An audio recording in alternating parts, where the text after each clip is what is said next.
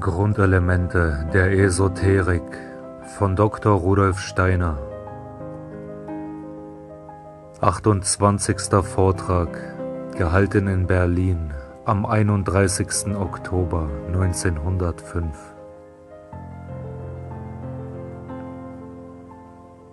Noch ein besonderes Beispiel wollen wir geben dafür, wie man sich in die Tiefen der religiösen Schriften versenken und immer mehr verstehen kann, was darinnen steht. Wenn wir unsere Sinnesorgane betrachten, so wie man sie gewöhnlich betrachtet, so haben wir durch das Geruchsorgan die Möglichkeit, den Stoff selbst wahrzunehmen. Ohne dass Stoff ausströmt, ist es unmöglich, dass der Mensch riecht. Es ist eine Verbindung mit dem Stoffe selbst, die da vor sich geht. Das Geschmacksorgan verbindet sich nicht mit dem Stoff selbst, sondern löst die Dinge auf und nimmt die Wirkung wahr. Den Geschmack können wir also einen chemischen Sinn nennen, weil er in die Beschaffenheit des Stoffes eindringt. Der dritte Sinn, das Gesicht, hat gar nichts mehr mit Stoff zu tun, denn er nimmt nur Bilder wahr, die vom Stoffe entworfen sind. Der vierte, der Tastsinn, hat noch viel weniger mit dem, was Stoff ist, zu tun, da er nur Eigenschaften der Umgebung an den Gegenständen, wie Wärme und Kälte, wahrnimmt. Das ist ein Zustand des Stoffes, der hängt nicht mehr vom Stoffe selbst ab, sondern davon, welcher Zustand ringsherum ist.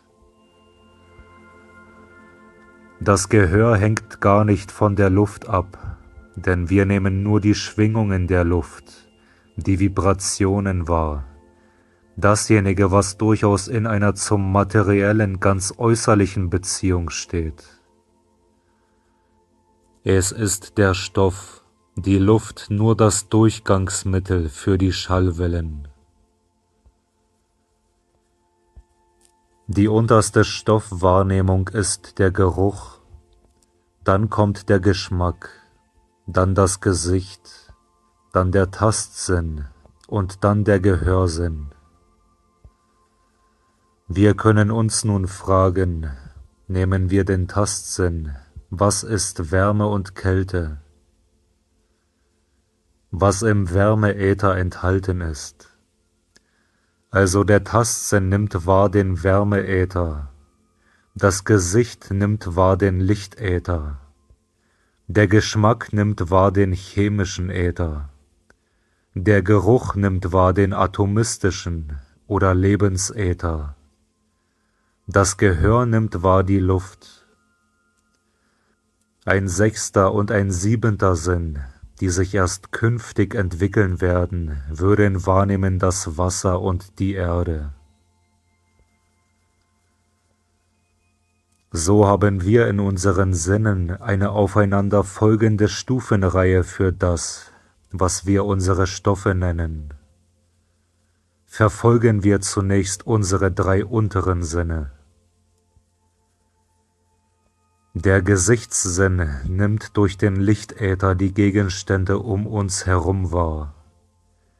Es gab aber eine Zeit, wo es ringsherum finster und dunkel war. Versetzen wir uns zurück an den Zeitpunkt, als dem Menschen eben das Gesicht aufgegangen ist und die Außenwelt als solche uns wahrnehmbar wurde. Vorher war das Auge noch nicht nach außen aufgeschlossen. Man denke sich dieselbe Kraft, die das Auge von außen empfängt im Lichtäther, von innen nach außen ergossen, in der entgegengesetzten Richtung nach außen strömend durch die Augen. Wenn das der Fall wäre, so würde das Wesen die anderen um es herum beleuchten.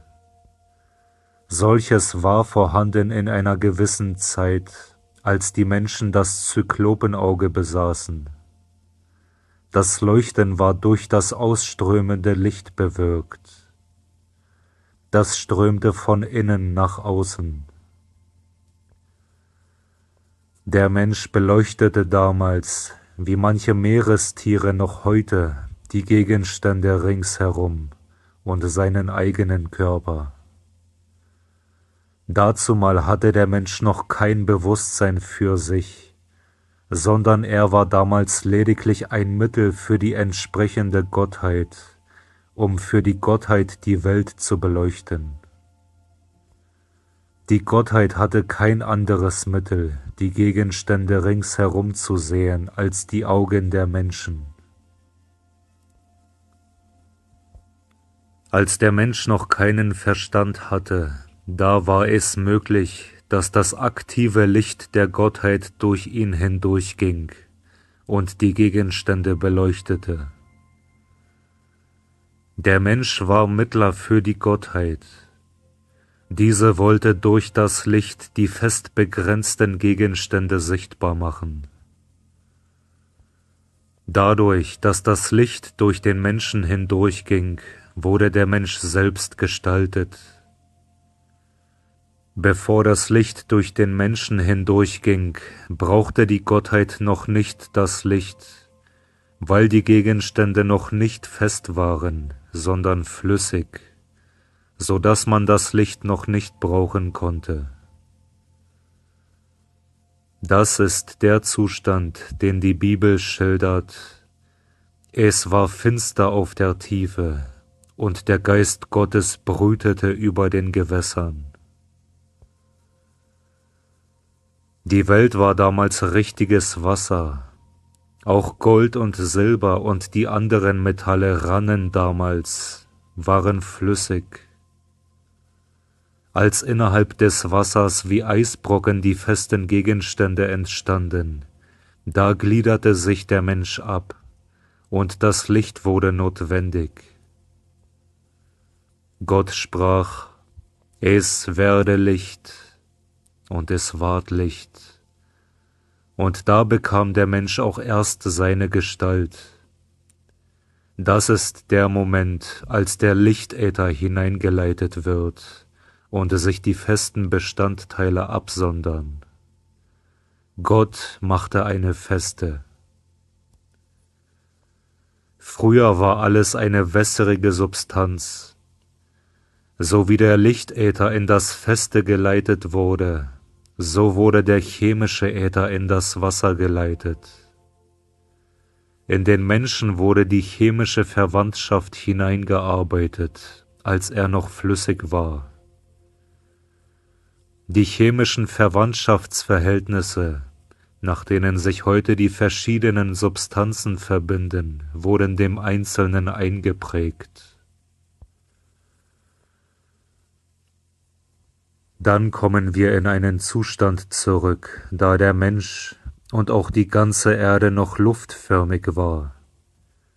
Da wurde ihm der Lebensäther oder der atomistische Äther eingeflößt.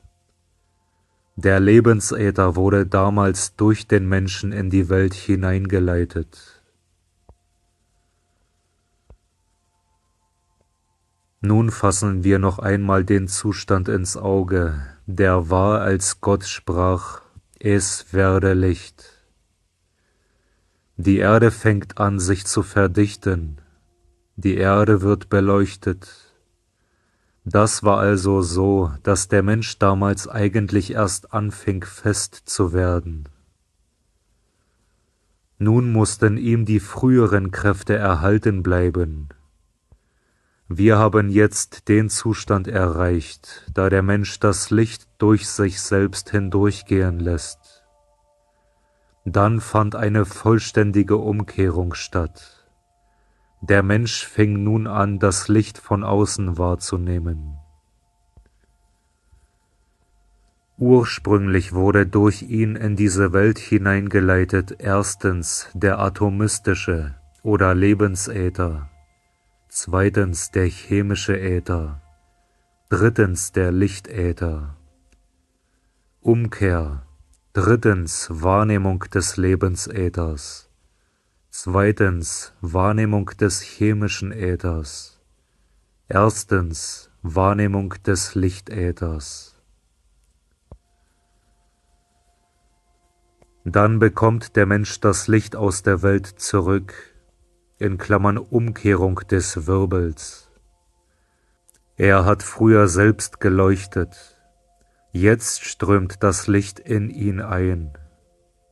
Er hat sich zugeschlossen, dadurch ist er bewusst geworden. Das Licht leuchtet in ihm auf. Der Mensch fängt an, die Welt ringsherum in sich abspiegeln zu lassen. Das nächste ist, dass der Mensch anfängt, die Gegenstände hinsichtlich ihrer chemischen Beschaffenheit kennenzulernen. Er bekommt Sympathie oder Antipathie für die Stoffe, eine Verwandtschaft mit der übrigen Welt. Dann nimmt er zuletzt auch den atomistischen oder Lebensäther in sich selbst wahr.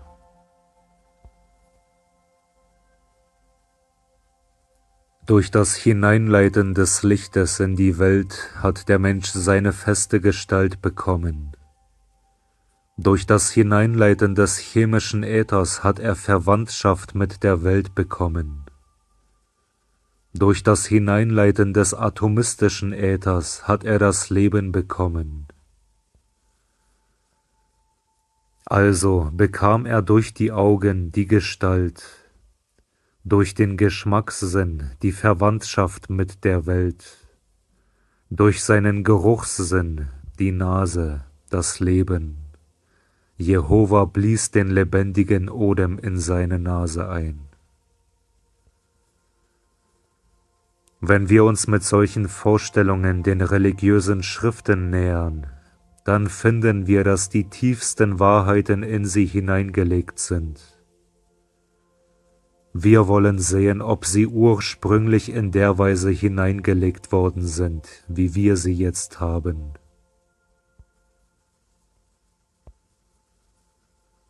Man stelle sich beispielsweise vor den Baumeister des Gotthardtunnels und dann den Beschreiber. Der Mann, der den Gotthardtunnel gebaut hat, braucht vielleicht gar nicht so viel Ingenieurkunst im bewussten Zustande gehabt zu haben, aber er hat einen Gedanken in die Wirklichkeit umgesetzt. So verhalten sich die uralten Weisen zu den jetzigen. Damals besaßen sie eine schaffende Weisheit, jetzt haben wir die wahrgenommene Weisheit. Die schaffende Weisheit ist diejenige Weisheit, die den Menschen einstmals gemacht hat, Stück für Stück aufgebaut hat, die heute der Anatom herausholt und beschreibt.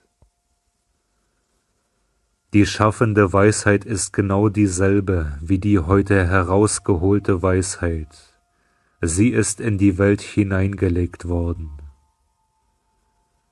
In der uralten Weisheit hat man es mit dem Plane der Welt zu tun. Nun können Sie verstehen, warum der Mystiker sich in sich selbst zurückziehen muss. Der eigentliche Mystiker muss ein Erforscher des Inneren sein. Er versucht, diejenigen Stadien der Entwicklung wieder aufzusuchen, durch die er geschaffen worden ist.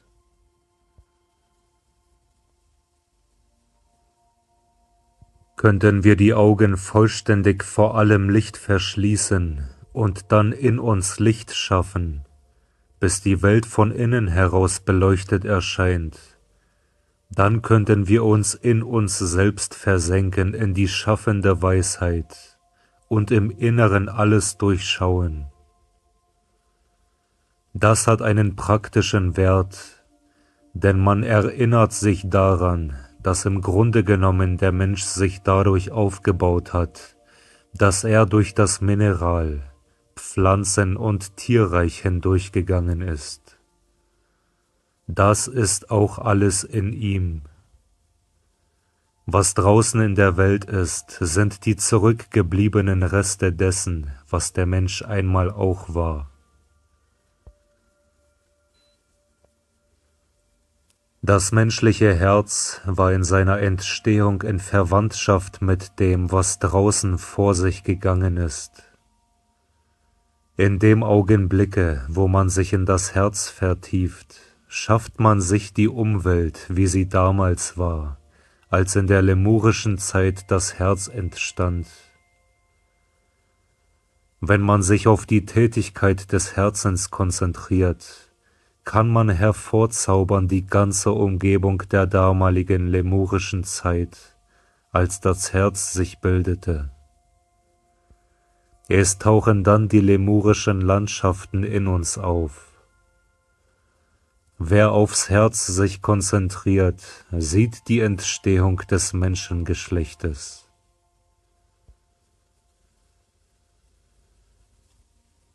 Durch Konzentration auf das Innere des Gehirns, das erst nach und nach während der atlantischen Zeit entstanden ist, sieht man die atlantischen Landschaften auftauchen.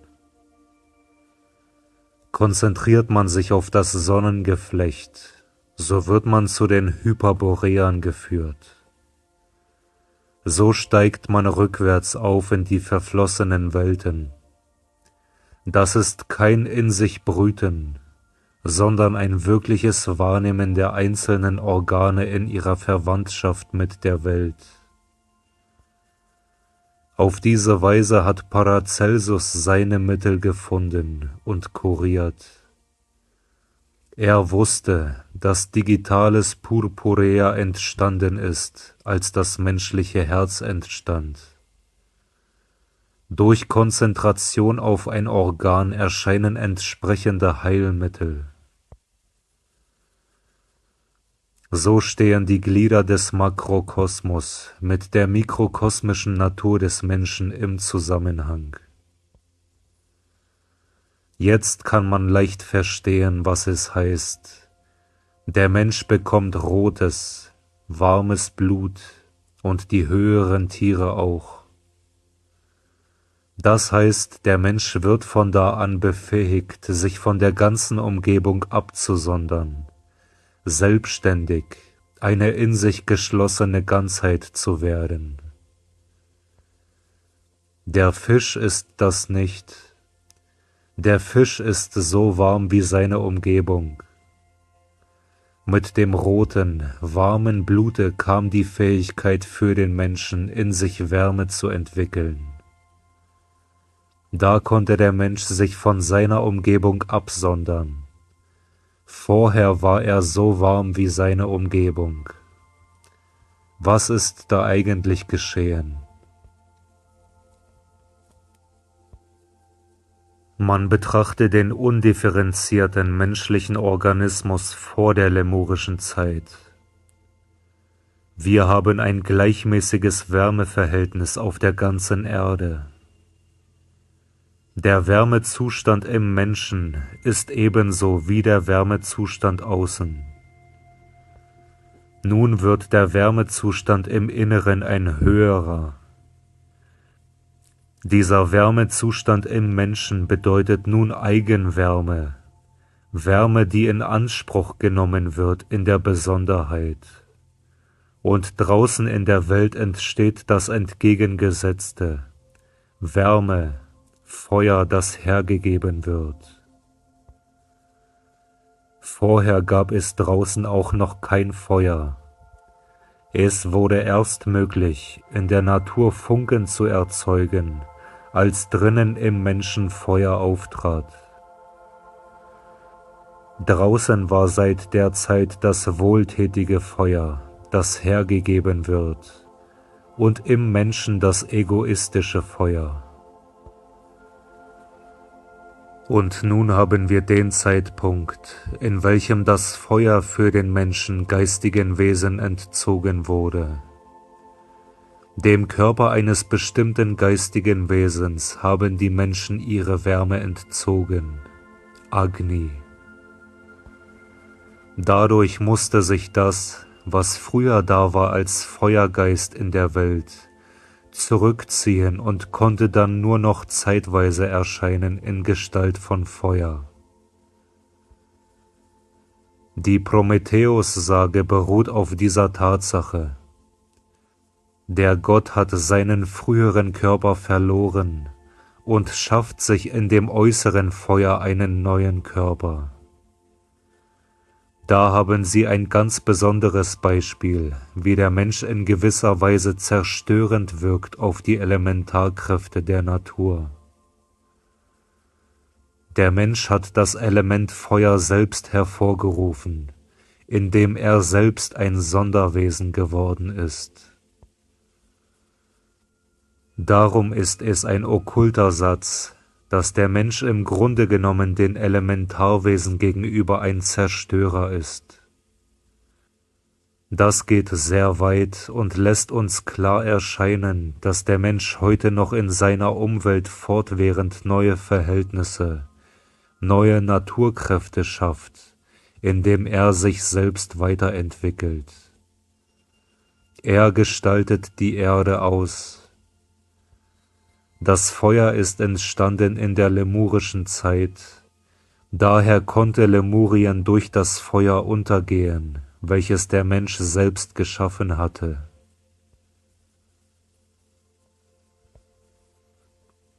Der atlantische Kontinent ist durch das Wasser untergegangen. Der 5. Kontinent wird untergehen durch das Böse. Es lässt sich dabei eine Art Rückgang beobachten in folgender Weise. Siehe Bild. Das nächste war, während der atlantischen Zeit, das Schaffen des Menschen an seinem eigenen Ätherkörper. Er hat da die Luft aus seiner Umgebung angezogen. Er hat seinen Ätherkörper in der Weise verändert, dass die Verhältnisse auf Atlantis ganz andere geworden sind. Die Oberfläche der Erde während der Atlantis war einst nur Nebel, eine solche Atmosphäre, dass ein Regenbogen dort nicht möglich war. Der Mensch wirkte damals auf das Wasser. Zur lemurischen Zeit wirkte er auf die Feste. Das brachte das Feuer heraus.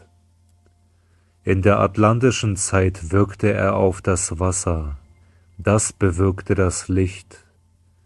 In Klammern, es entspricht dem Licht unseres Verstandes im Inneren. Dann wirkte er auf die Luft. Die 5. Wurzelrasse wird der Mensch durch das, was man das Böse nennt, zugrunde richten. Dann kommt die 6. Wurzelrasse. Die 5. Wurzelrasse ist diejenige, die Manas auf dem physischen Plane entwickelt. Siehe Bild.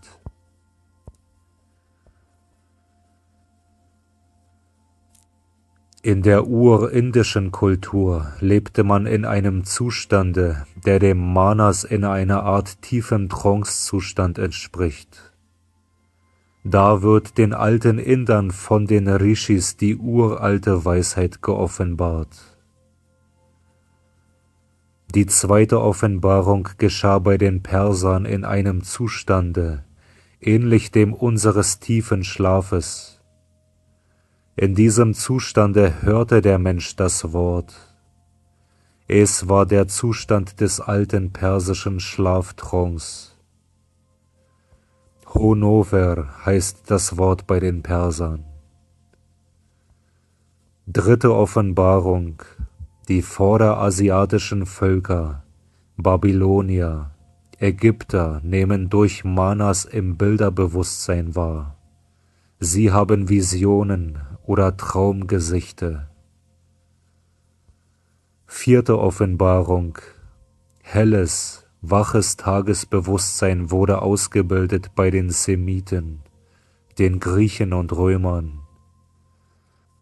Da wird Manas wahrgenommen im hellen Tagesbewusstsein, als verkörperter Mensch, Christus Jesus.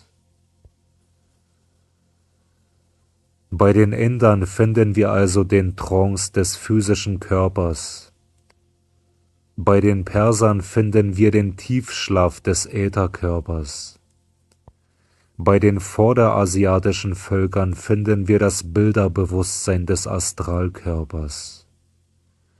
Bei den semitischen, griechischen, römischen Völkern das Wachbewusstsein des Ich.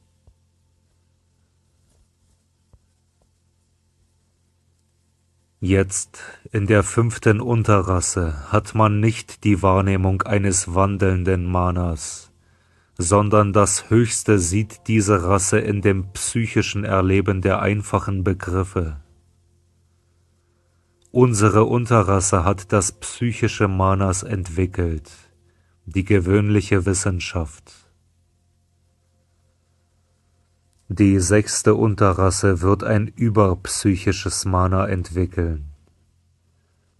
Was beim Menschen jetzt bloß eine Art Wissen ist, das wird in der 6. Unterrasse unmittelbare Wirklichkeit, soziale Kraft.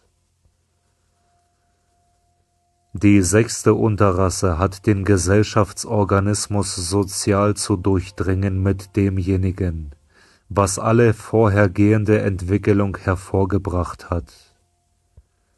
Da wird erst das Christentum sozial gestaltend hervortreten. Die 6. Unterrasse wird die grundlegende Keimrasse für die 6. Wurzelrasse. Die 5. Wurzelrasse stammt ab von den Ursemiten, der 5. Unterrasse der 4. Wurzelrasse. Die haben das eigene Ich entwickelt, das den Egoismus hervorbringt. Das Selbstständigwerden verdankt die Menschheit den Ursemiten. Der Mensch muss sich erst selbst finden, dann aber auch sich selbst wieder hingeben. Er muss sich dem hingeben, was den Gedanken wirklich macht. Die 6. Unterrasse ist dazu bestimmt, anstelle der Verwandtschaft des Blutes die Verwandtschaft des Manas zu setzen, die Verwandtschaft im Geiste. Der Gedanke, der altruistisch ist, wird die Anlage zur Überwindung des Egoismus entwickeln.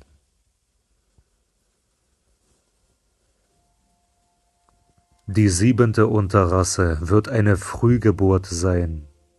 Sie wird zu früh in eine noch viel stärkere Wirklichkeit umsetzen, was aus dem Manas herauskommt.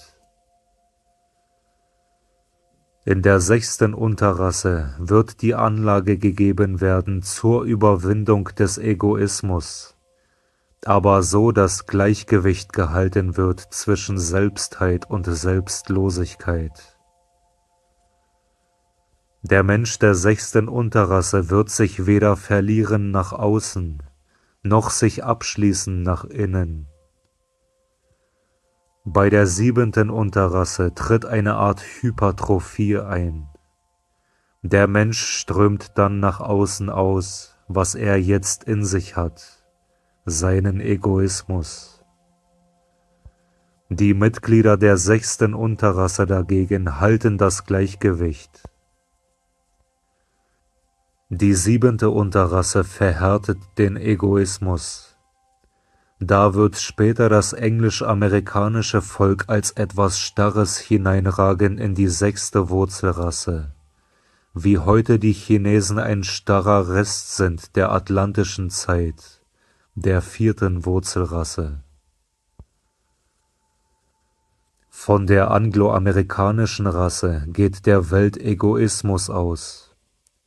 Von jener Seite her wird die ganze Erde überzogen werden von Egoismus. Aus England und Amerika kommen alle die Erfindungen, die die Erde überziehen wie ein Netz des Egoistischen. So wird von dort her die ganze Erde überzogen werden von einem Netz des egoistisch Bösen. Aber von einer kleinen Kolonie im Osten wird wie von einem Samen das neue Leben für die Zukunft ausgebildet. Die englisch-amerikanische Kultur zerrt die Kultur Europas auf. Die Sekten in England und Amerika stellen nichts anderes dar als die unglaublichste Konservierung von alten Dingen. Aber solche Gesellschaften wie die Heilsarmee, die Theosophische Gesellschaft und so weiter entstehen gerade dort, um die Seelen herauszuretten aus der Dekadenz. Denn Rassenentwicklung geht nicht parallel mit Seelenentwicklung. Aber die Rasse selbst geht ins Verderben. Es ist darin die Anlage der bösen Rasse. In der 4. Unterrasse wurde die Arbeit als Tribut geleistet, in Klammern Sklavenarbeit. In der 5. Unterrasse wird die Arbeit als Ware geleistet, in Klammern Verkauf. In der 6. Unterrasse wird die Arbeit als Opfer geleistet, in Klammern freie Arbeit. Die wirtschaftliche Existenz wird dann getrennt sein von der Arbeit. Es wird kein Eigentum mehr geben, alles ist Gemeingut. Man arbeitet dann nicht mehr für seine eigene Existenz, sondern leistet alles als absolutes Opfer für die Menschheit.